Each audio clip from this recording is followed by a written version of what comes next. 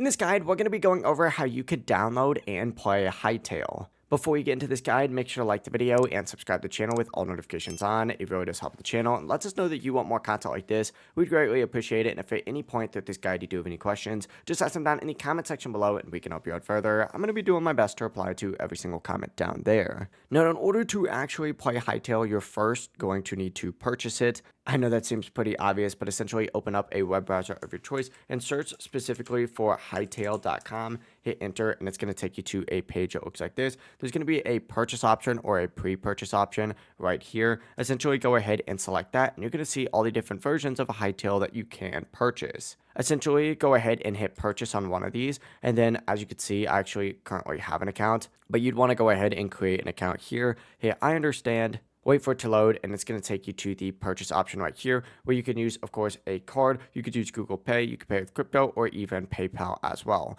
Once you go ahead and pay for it, it's going to give you a download option, and I actually already have that. But if you don't see the download option, select download just like so, and hit download for Windows. And then it's going to install an installer for you. Go ahead and open up that installer. Re-sign into that account, and then you'll be on the Hytale launcher. Once you are on the Hytale launcher, go ahead and simply log in again. And then from here, simply go ahead and hit play, and you'll begin loading in to Hytale. From here, you can go ahead and go into worlds and then create a world just by clicking this down in the bottom right corner. And from here, you are good to go, and you'll be able to start playing instantly. It really is as simple as that. If you guys did have any questions, just ask them down in the comment section below and we can help you out further. I'm going to be doing my best to reply to every single comment down there. Before you do leave this guide, make sure to like the video and subscribe to the channel with all notifications on. It really does help us out and lets us know that you want more content like this. We'd greatly appreciate it. Have a great rest of your day though. Peace.